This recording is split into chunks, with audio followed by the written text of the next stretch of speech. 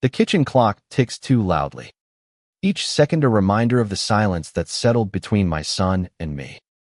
I sit at the table, my hands wrapped around a chipped ceramic mug, the tea inside long gone cold. At 70, I've learned to savor small rituals like this tea at dusk. The faint hum of the radio, the way light spills through the window and dances on the linoleum. But tonight, the comfort of routine feels hollow. My son, Daniel, called me toxic this morning. Toxic. The word stings, sharp as a slap, and I can still hear the crack in his voice, the anger laced with something softer hurt. Maybe. Or disbelief. He thinks I'm the problem, that my dislike for his fiancée, Claire, is some irrational grudge, the kind of thing bitter old women cling to when they've got nothing else. He doesn't know what I know. He doesn't know about the late-night texts I saw on her phone, the ones she tried to hide when she thought I wasn't looking. He doesn't know about the man I saw her with at the cafe downtown, their hands brushing in a way that wasn't innocent.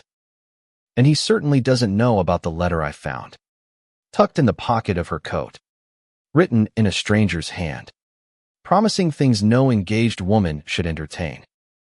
I wasn't always this way suspicious, guarded, the kind of mother who pries.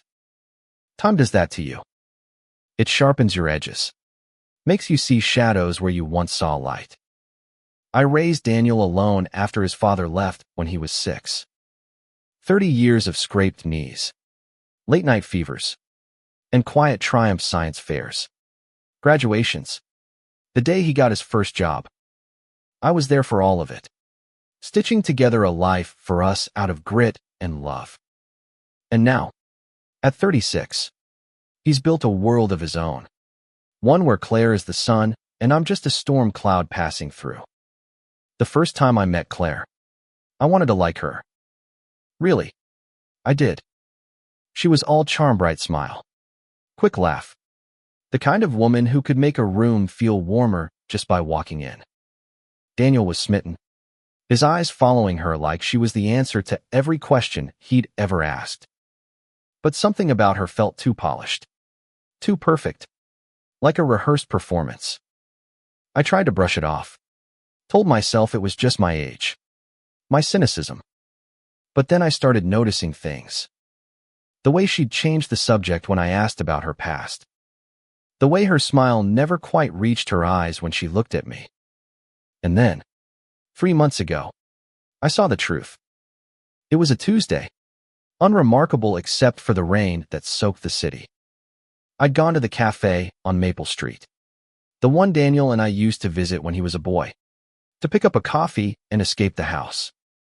Claire was there, sitting in a corner booth, her head bent close to a man I didn't recognize. He was older, maybe in his 40s, with a sharp jaw and a suit that screamed money. Their conversation was hushed, intimate, and when he reached across the table to touch her hand, she didn't pull away. I stood frozen, my coffee burning my palm through the paper cup, watching as she laughed at something he said, her engagement ring glinting under the cafe's dim lights. I didn't tell Daniel. How could I? He was so happy, so convinced that Claire was his future. I thought maybe it was a one-time thing, a mistake she'd correct. But then I saw the texts. She'd left her phone on the counter during one of their visits. And when it buzzed, I glanced at it out of habit. The message was from someone named Jay, just a single letter. But the words were damning. Miss you already. Same time next week. My heart sank, but I didn't confront her. Instead, I started watching, waiting, piecing together the puzzle of her betrayal. The letter was the final straw. It was in her coat pocket, forgotten after a dinner at my house last month. I'd been hanging it up when the paper slipped out, folded neatly, the handwriting bold and unfamiliar. Claire, you know I can't stop thinking about you. Leave him. We'll figure it out together. No signature, but it didn't need one. The words were a blade, cutting through any hope I had that I'd misread the signs. Now, Daniel thinks I'm the villain. He called this morning, his voice tight with frustration, saying I'm too hard on Claire, that I'm pushing her away with my coldness. He doesn't know I'm protecting him, shielding him from a truth that would shatter his world. But how long can I keep this secret? How long can I let him believe I'm the one tearing us apart? I sip the cold tea, wincing at the bitterness. The radio hums softly, some old jazz tune that reminds me of better days. I think of Daniel as a boy, his small hand in mine, trusting me to guide him. I wonder if he'll ever trust me again once he knows the truth. The clock ticks on, and I know I can't stay silent forever. Tomorrow, I'll start looking for proof, something concrete to show him before it's too late. For now, I sit in the quiet, carrying the weight of what I know, praying I'm strong enough to save my son from the heartbreak I see coming. The morning sun filters through the lace curtains, casting delicate patterns on the kitchen floor, but it does nothing to lift the heaviness in my chest. I've barely slept, my mind replaying Daniel's words from yesterday. You're toxic. Mom, you're pushing her away. They loop like a broken record, each repetition twisting the knife deeper. I know he's wrong, but the accusation hurts more than I expected. I've spent my life trying to be his rock, his safe place, and now I'm the enemy in his eyes. All because of Claire. All because of what she's hiding. I pour myself another cup of tea, the ritual a small anchor in the storm of my thoughts. Today, I've decided, I'll start digging. I need evidence, something undeniable to show Daniel before he makes the biggest mistake of his life. I can't just tell him about the cafe, the texts, the letter.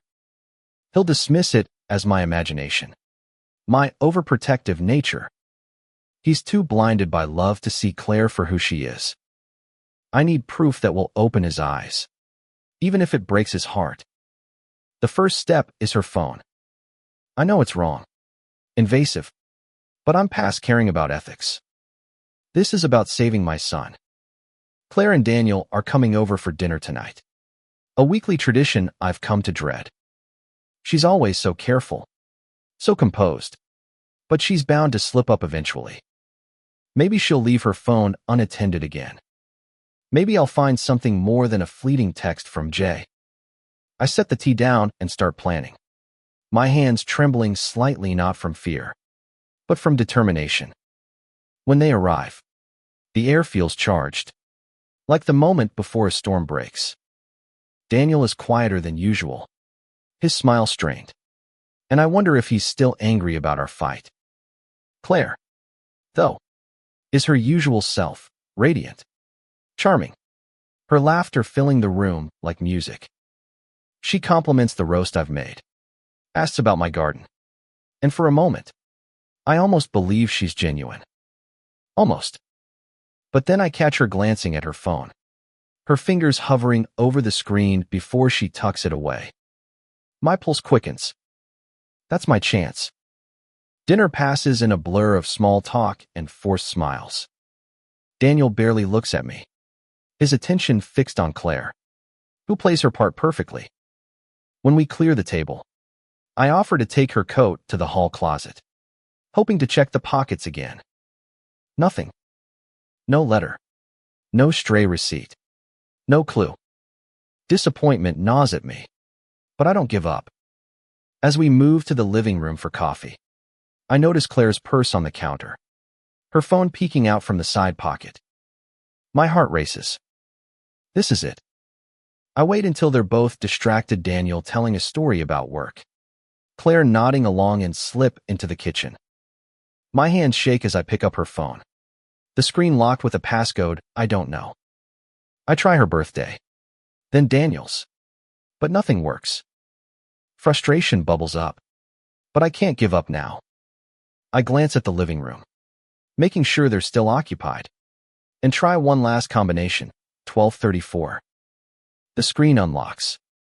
I almost laugh at the simplicity, the carelessness of it. The Messages app is open, and there at Issa thread with Jay. My stomach twists as I scroll through. Meet me tomorrow at the usual spot. I can't wait to see you. You make everything better. Don't tell him yet. Okay. Let's figure this out first. Each word is a punch, confirming what I already knew.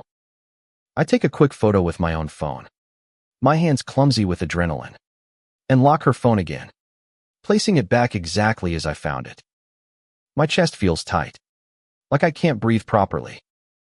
I've got proof now, but it doesn't feel like a victory. It feels like the beginning of the end. Back in the living room, I force myself to smile, to nod at Daniel's story, but my mind is elsewhere. I keep seeing those texts, the casual intimacy of them, the betrayal woven into every word. Claire catches my eye, and for a split second, I think she knows. Her smile falters, just enough to notice, before she recovers and asks me about my knitting. I mumble a response, my thoughts racing. Does she suspect I'm onto her? Does she know I've seen too much? When they leave, Daniel hugs me, but it's quick, perfunctory, not the warm embrace we used to share. Claire kisses my cheek, her perfume lingering like a warning. I watch them drive away, the taillights disappearing into the night, and I feel a strange mix of relief and dread. I have what I need, but what comes next? How do I tell my son that the woman he loves is lying to him? How do I break his heart to save it? I sit at the kitchen table again, the photo of the text glowing on my phone. The clock ticks, steady and relentless, as I try to map out the next step. Tomorrow, I'll follow her. I'll find out who Jay is, where they meet, what they're planning. I owe Daniel that much. I owe him the truth, even if it costs me everything. The city is alive with the hum of morning traffic as I park my old sedan across from the cafe on Maple Street. It's the same place I saw Claire with that man months ago, and my gut tells me this is the usual spot from her texts. I've never done anything like this before spying. Stalking, whatever you'd call it. At 70, I should be tending my garden or knitting scarves for the church sale, not playing detective. But here I am, sipping coffee from a thermos, my eyes fixed on the cafe's entrance, waiting for Claire to show up. The photo of her text is burned into my mind, each word a splinter under my skin. Meet me tomorrow at the usual spot. I checked her phone again last night, remotely, using a trick I learned from a tech-savvy neighborsome app that mirrors notifications. Another message from Jay came through at midnight, 10 a.m. Don't be late.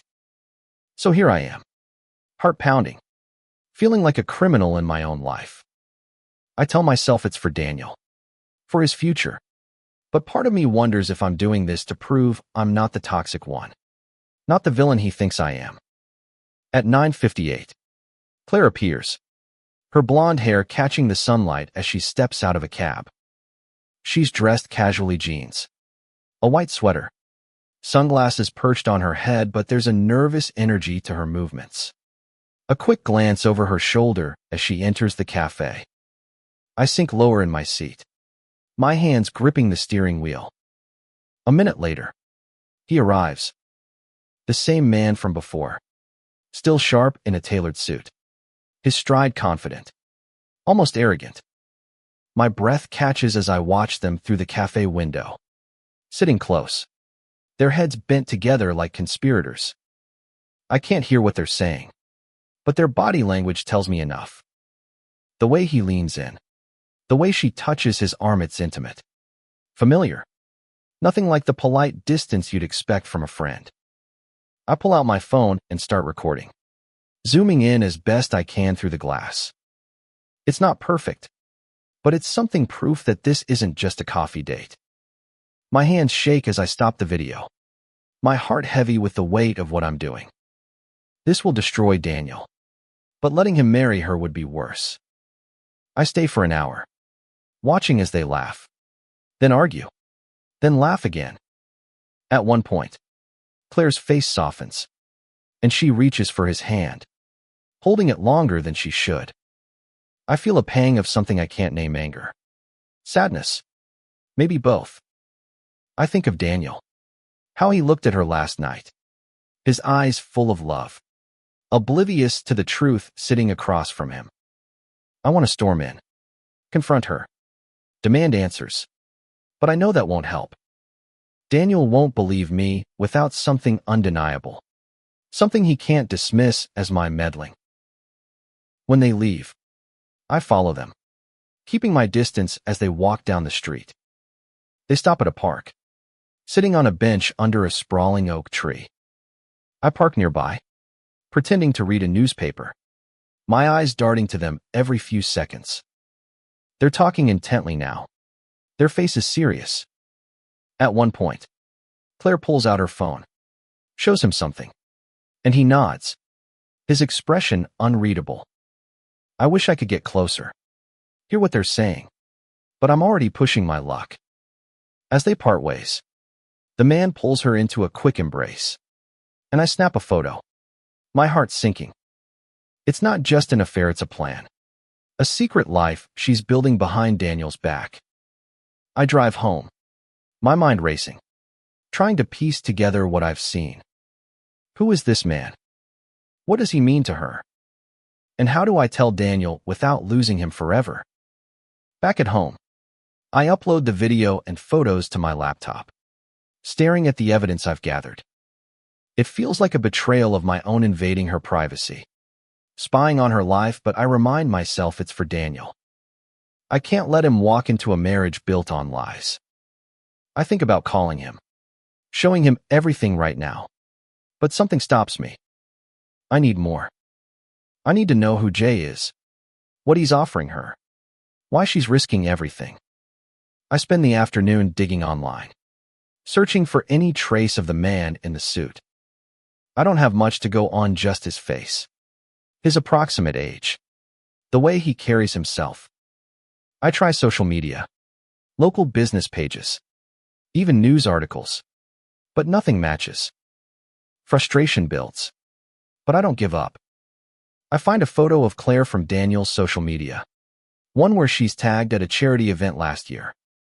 I zoom in on the background, and there he is, the man from the cafe, standing with a group of suits, a name tag pinned to his jacket. I can't read it clearly, but it's a start. Tonight, I'll call an old friend, someone who knows people in high places. Maybe she can help me identify him. For now, I sit in my quiet house, the weight of my secret heavier than ever. I'm not toxic, I tell myself. I'm a mother, doing what mothers do, protecting her child, even when he doesn't want to be protected. The phone call with my friend Margaret yields more than I expected. She's a retired journalist, the kind of woman who knows everyone and forgets nothing.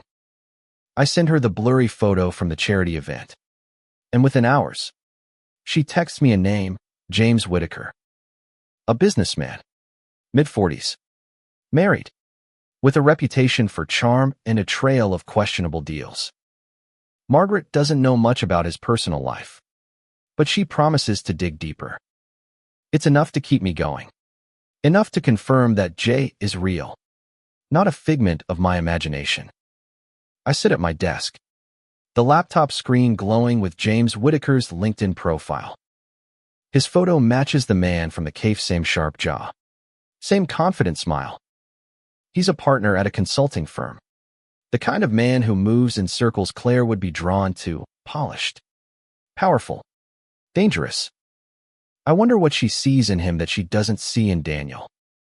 My son is kind, steady, the kind of man who'd give her the world. But maybe that's not enough for her. Maybe she wants something shinier, something that glitters in the dark. I spend the next few days watching Claire's movements, piecing together her routine. She's careful, but not careful enough. I notice she leaves work early on Wednesdays, always with an excuse about errands. I follow her again, this time to a hotel downtown, a sleek, modern place that reeks of money. She meets James in the lobby, and they disappear into the elevator. her hand brushing his as the doors close. I don't follow them up.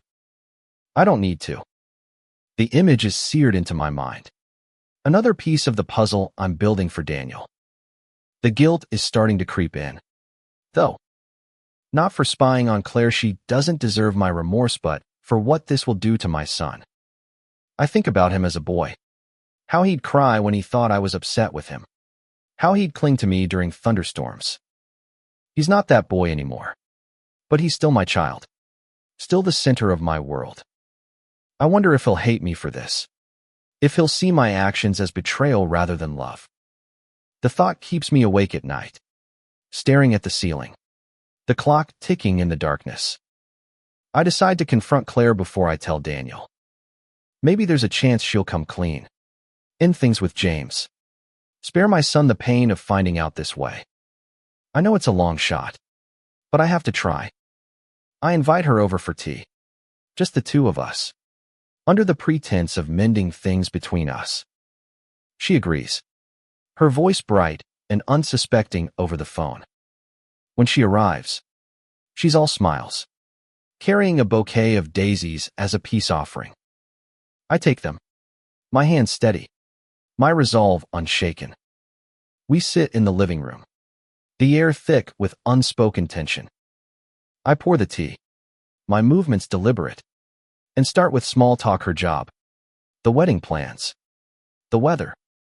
She relaxes, her guard dropping, and I see my opening.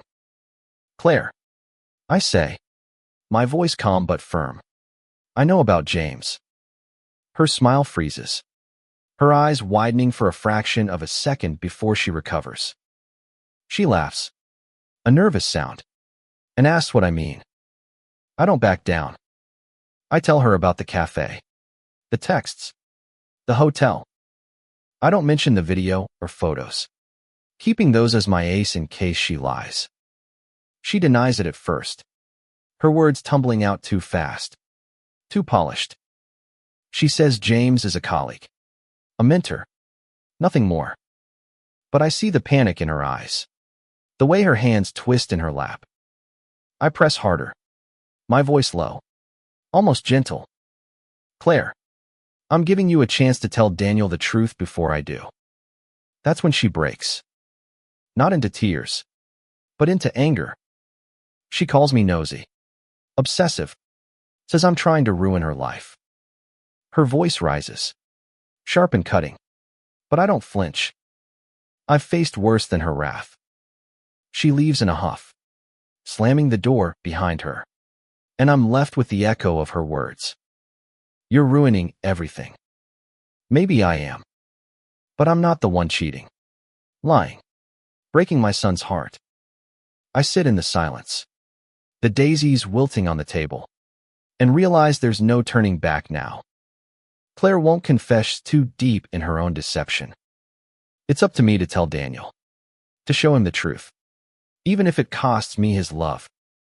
I spend the rest of the day preparing, gathering the evidence into a folder on my laptop, the texts, the video, the photos, James Whitaker's name. My hands shake as I save it, naming the file for Daniel. I don't know when I'll show him, or how, but I know it has to be soon. The wedding is 3 months away, and every day I wait is another day Claire weaves her lies tighter around him. I close the laptop and sit in the dark, the weight of my decision pressing down on me. I'm not toxic. I tell myself again. I'm a mother, and mothers do what they must. The folder sits on my laptop, a digital bomb waiting to detonate. I haven't opened it since I saved it yesterday, but its presence looms over me, heavy as the silence in my house.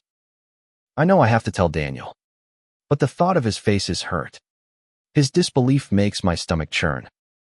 I've spent 30 years protecting him from pain, and now I'm the one who has to inflict it. The irony isn't lost on me. I sip my morning tea, staring out the kitchen window, the world outside blurred by a light drizzle. Today, I decide. Today, I'll tell him. I call Daniel and ask him to come over. Alone. My voice is steady, But my heart races as I hang up. He agrees, though there's a wariness in his tone, like he's bracing for another argument. I spend the next hour pacing, rehearsing what I'll say, how I'll say it. I want to be gentle but firm, to make him see the truth without feeling like I'm attacking him. It's an impossible balance, but I have to try.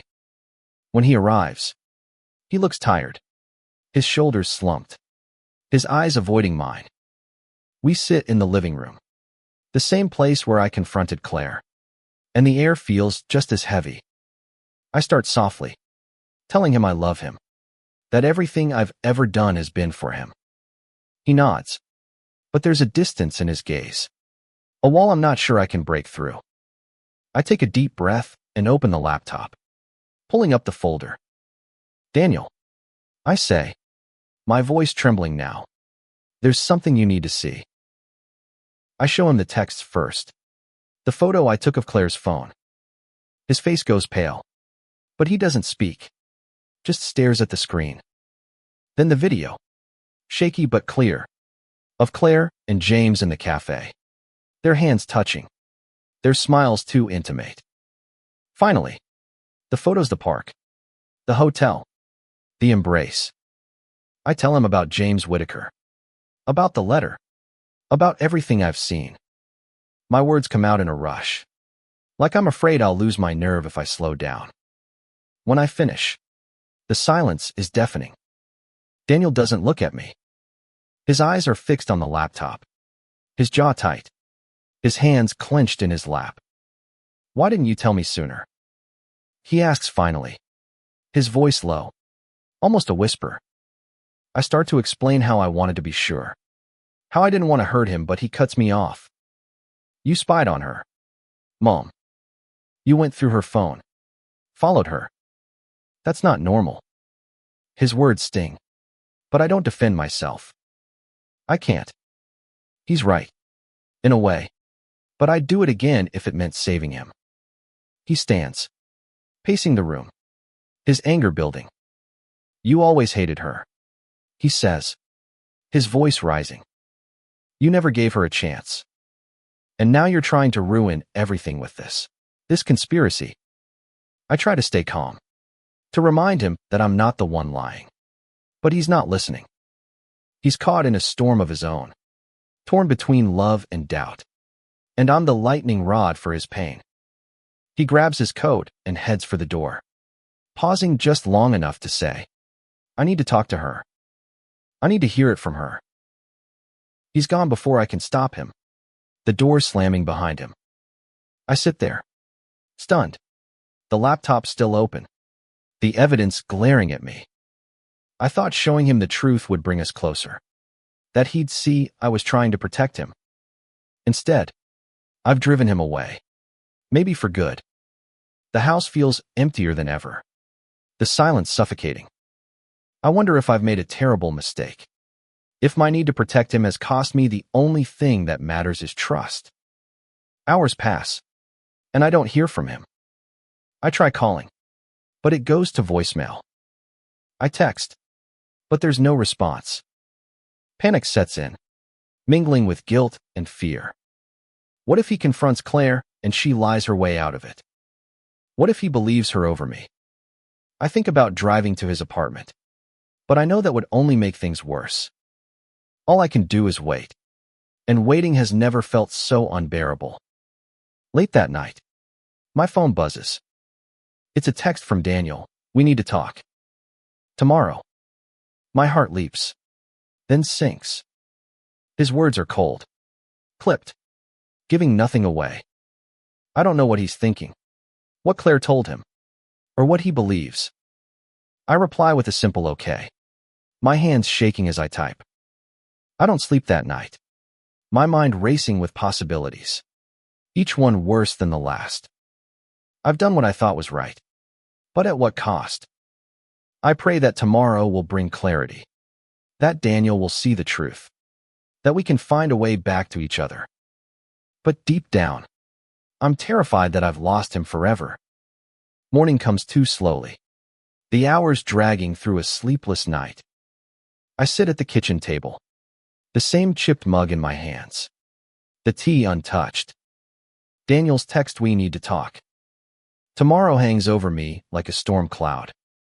I don't know what to expect when he arrives, but I brace myself for the worst. I've spent my life shielding him from pain, but now I've brought it to his doorstep. The guilt is a weight I can't shake, but beneath it, there's a flicker of hope. Maybe he's seen the truth. Maybe he's ready to listen. He arrives just after noon, his face drawn, his eyes red-rimmed like he hasn't slept either. He doesn't hug me, doesn't sit, just stands in the doorway, his hands shoved in his pockets. "I talked to Claire," he says, his voice flat, emotionless. My heart sinks, but I nod, waiting for him to continue. He tells me she admitted to seeing James, but she swore it wasn't what it looked like. A friendship, she called it. One that got out of hand. She said she ended it weeks ago, that she loves Daniel, that she's sorry. He wants to believe her. I can see it in his eyes, the desperate hope that she's telling the truth. I don't interrupt. I let him talk. Let him pour out the story she spun. When he's done, he looks at me, his expression a mix of anger and pleading. "She said you're blowing it out of proportion, Mom. That you're making her out to be a monster." I take a deep breath, steadying myself. "Daniel," I say softly, "I saw them together. Not weeks ago, yesterday. At a hotel. They weren't acting like friends." I open the laptop, show him the latest photo, the one from the hotel lobby. His face crumples, and for a moment, I think he might cry. He sits down finally, his head in his hands. "Why is this happening?" He whispers, more to himself than to me. I want to reach out, to hold him like I did when he was a boy, but I know he needs space. Instead, I tell him I'm sorry not for what I did, but for the pain he's feeling. I tell him I only wanted to protect him, that I couldn't let him marry someone who was lying to him. He doesn't respond, just sits there, staring at the floor. After a long silence, he asks, "What do I do now?" It's the question I've been dreading, because I don't have an answer. I want to tell him to leave her, to walk away before she hurts him more. But I know it's not that simple. Love doesn't work that way, even when it's built on lies. You do what feels right, I say finally. But you deserve someone who loves you the way you love them completely. Honestly. He nods, but I can tell he's not ready to decide. He leaves without saying much. Just a quiet, "I'll call you." I watch him go, my heart aching. But there's a strange relief in knowing the truth is out. Whatever happens now is his choice, not mine. I've done my part, even if it's left scars on both of us. The house feels quiet again, but it's a different kind of quiet, not heavy, but fragile, like the calm after a storm. Days pass, then weeks. Daniel doesn't call, but I hear through a mutual friend that he's postponed the wedding. Claire moved out, and he's staying with a friend, trying to figure things out. I don't know if he'll forgive me, or if we'll ever be as close as we were, but I hold on to the hope that he will. I think about the years we've shared, the love that's carried us through harder times than this. I believe in him, in his strength, in his heart.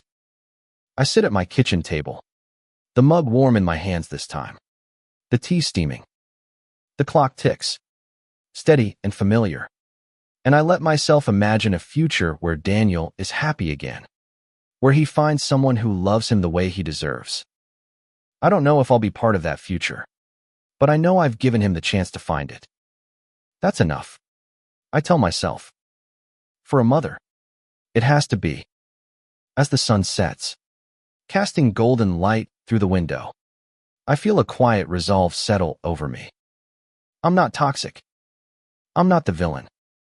I'm a mother who loves her son, who fought for him when he couldn't fight for himself. And no matter what comes next, I'll keep fighting, Because that's what love does, it endures. Even when it hurts.